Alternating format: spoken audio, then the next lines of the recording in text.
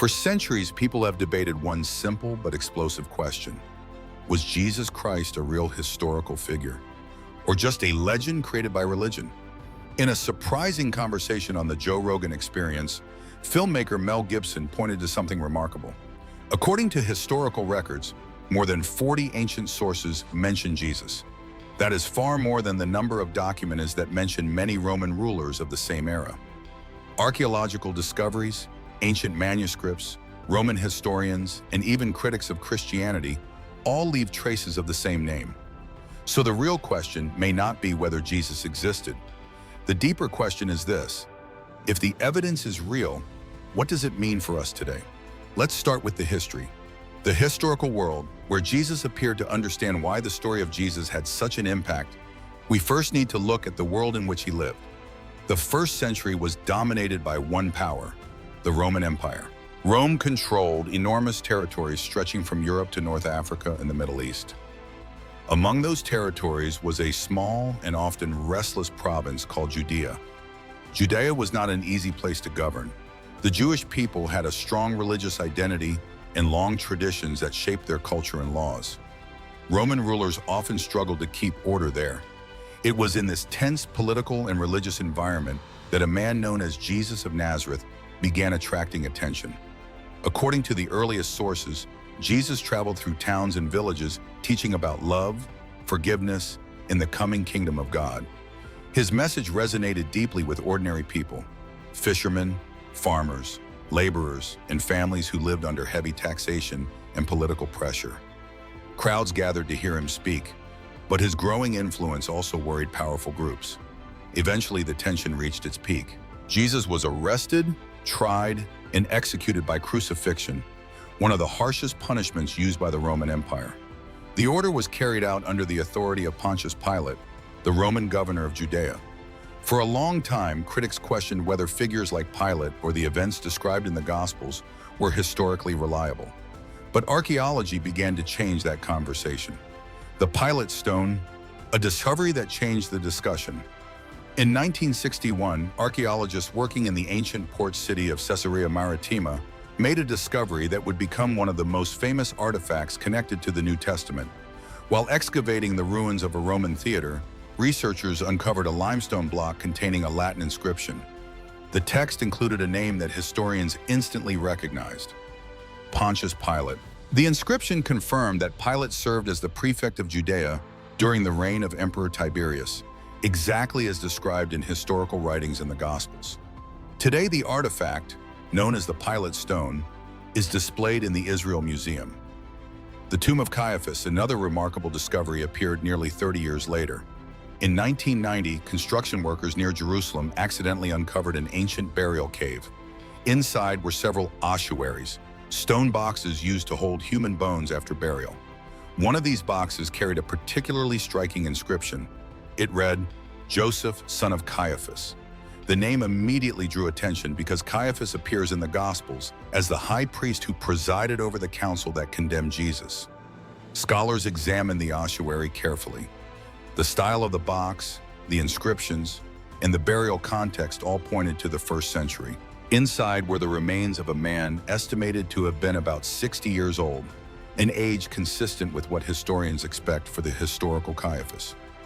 This discovery does not prove every detail of the gospel narrative, but it confirms that the central figures involved in the trial of Jesus truly lived during that time. A conversation between Mel Gibson and his daughter. During the podcast conversation, Mel Gibson shared a personal story that illustrates how these discoveries can shape the way people think about history.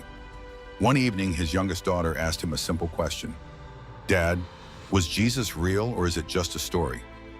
Instead of giving a long explanation, Gibson opened his computer and showed her images of the Caiaphas ossuary. He explained who Caiaphas was and how the inscription had been studied and verified by researchers. After listening quietly, the 12-year-old girl reached her own conclusion. If the accuser existed, then the accused probably existed too. Gibson later reflected that sometimes adults make simple questions unnecessarily complicated. Historical evidence does not automatically produce faith, but it can remove the idea that the story of Jesus appeared from nowhere. The controversial ossuary of James. Another artifact sparked intense debate among historians. In 2002, researchers announced the discovery of an ossuary bearing an Aramaic inscription that read, "James, son of Joseph, brother of Jesus." At first glance, the inscription seemed extraordinary. James, known in early Christian writings as James the Just, was described as the brother of Jesus and a leader in the early church in Jerusalem. However, the artifact quickly became the subject of controversy. Some scholars question whether part of the inscription might have been added later. Years of investigation followed. Chemical analysis of the stone's surface suggested that the inscription could indeed be ancient and consistent with the patina formed over centuries, everyday objects from the time of Jesus. Some discoveries do not mention Jesus directly, but they help reconstruct the world he lived in. One of the most famous examples is the Sea of Galilee boat, discovered in 1986. During a drought, two fishermen noticed part of an ancient wooden structure emerging from the mud along the shoreline. Archaeologists soon realized they had uncovered a first-century fishing boat. The vessel was carefully preserved and later displayed in the Yigal Allon Museum. Places in the Gospels that archaeology confirmed.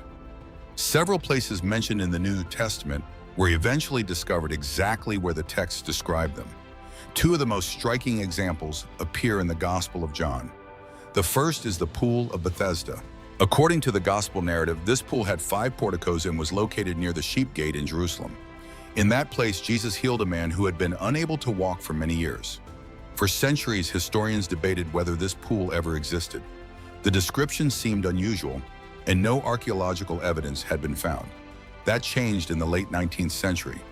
Excavations near the Church of St. Anne in Jerusalem uncovered the remains of a large pool complex. As archaeologists continued their work, they realized something remarkable. The site included 5 distinct porticos, exactly matching the description recorded in the Gospel of John. Pool of Siloam. In the Gospel of John, this is the place where Jesus sent a blind man to wash his eyes after applying mud to them. The story says that the man returned seeing for the first time in his life. For a long time, historians assumed the exact location of the pool had been lost.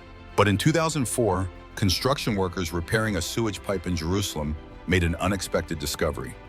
Beneath the ground, archaeologists uncovered stone steps descending into a large ancient pool.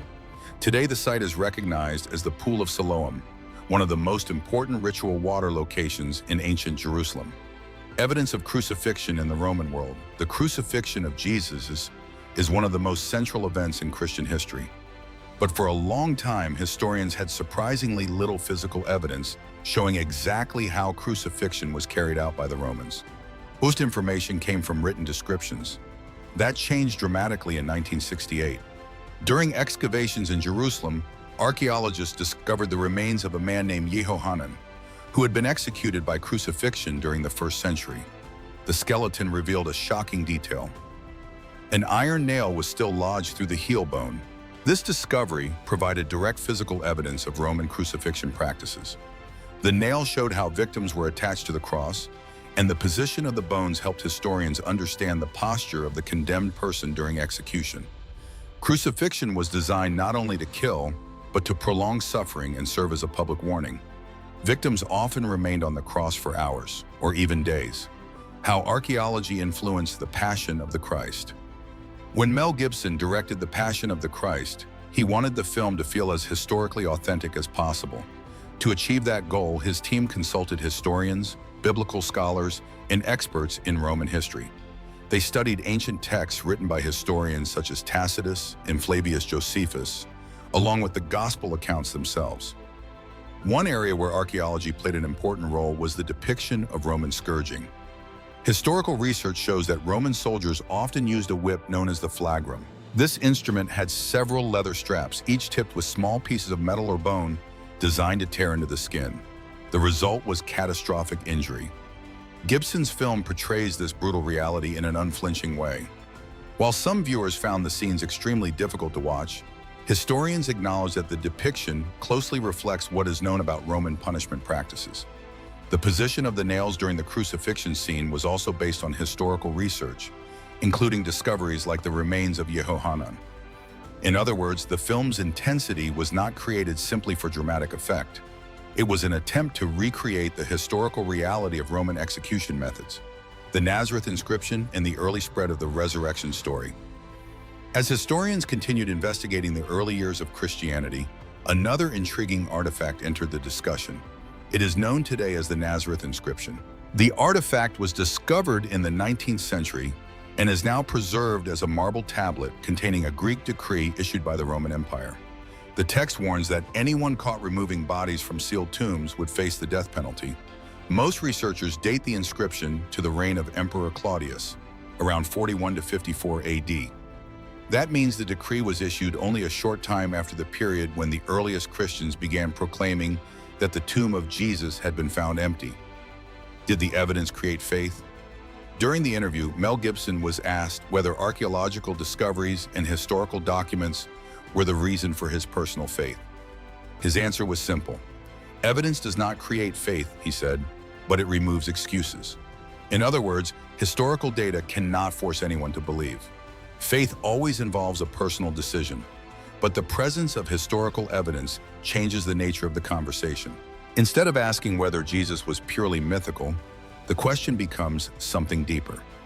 If the historical framework is real, what do we do with the message that comes with it? Gibson explained that when he made The Passion of the Christ, his goal was not simply to present a religious story. He wanted viewers to experience the reality of what Jesus endured. I cannot force anyone to love Jesus, he said, but I can show what he faced and let each person decide how to respond. For him, faith and investigation are not enemies. In fact, he believes that honest research often strengthens belief rather than weakening it. The earliest Christian documents. Beyond archaeology, historians also examine the written sources that describe the life of Jesus. The most well-known are the four Gospels: Matthew, Mark, Luke, and John. These texts were written roughly between 70 and 90 AD, but they are based on traditions that circulated much earlier. Long before the Gospels were written down, the stories about Jesus were passed from person to person. The letters of Paul. Even older than the Gospels are the letters written by Paul of Tarsus. These letters date to around 50 AD, only about 20 years after the death of Jesus. That makes them some of the earliest Christian documents in existence. Paul never met Jesus during his lifetime, but he did meet several of the people who had known him personally. In one letter, Paul describes visiting Peter, John, and James, whom he calls the brother of the Lord. These meetings allowed Paul to learn directly from those who had been closest to Jesus. In his writings, Paul describes Jesus as a real historical person, someone who was born, who lived among people, and who was crucified. He also repeats the early Christian proclamation that Jesus was buried and later appeared alive to many followers. The message spreads across the Roman Empire. Perhaps the most surprising aspect of early Christianity is how quickly the movement spread. Within only 30 years after the death of Jesus, Christian communities were already present in several major cities of the Roman Empire. One of the earliest historical references appears in the writings of the Roman historian Tacitus.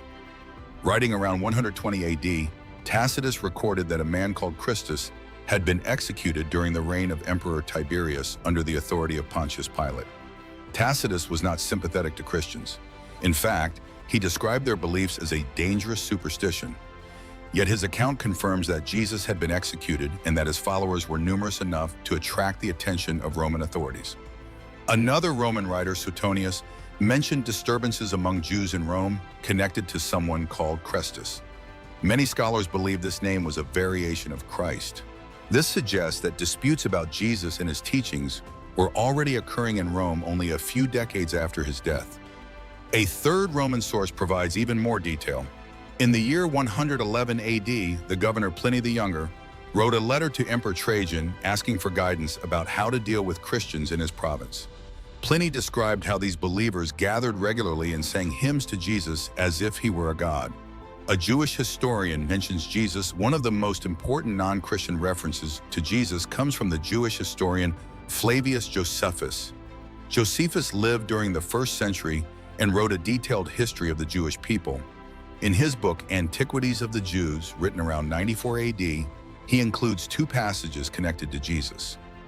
The first describes Jesus as a wise teacher who performed remarkable deeds and attracted followers before being crucified under Pontius Pilate. Some scholars believe that later Christian copyists added a few phrases to this passage. But many historians agree that the core reference to Jesus is authentic. The second passage is shorter but widely accepted as genuine. It describes the execution of James, whom Josephus identifies as the brother of Jesus who is called Christ. This brief statement confirms that Jesus was known not only among Christians, but also among Jewish historians writing about events of that era, a historical figure whose influence could not be ignored.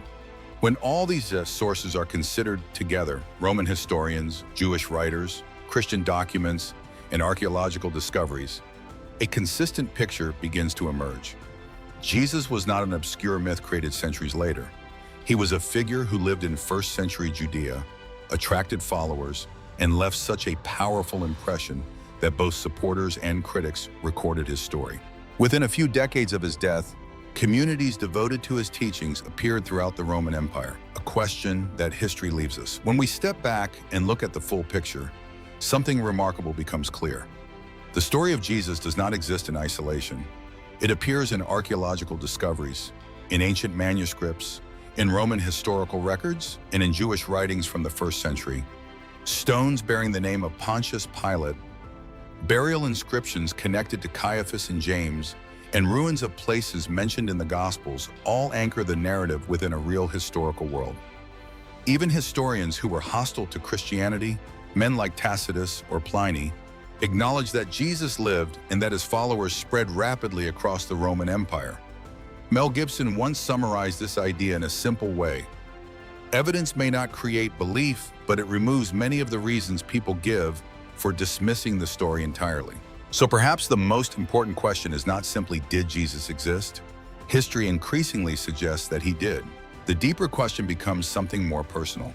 If the man described in these ancient records truly lived, and if his words about forgiveness, hope, and human dignity were meant for humanity, what should we do with that message today? I would really like to hear your thoughts. Do you think the historical evidence for Jesus is convincing? Or do you believe there is still more to uncover? Share your perspective in the comments below.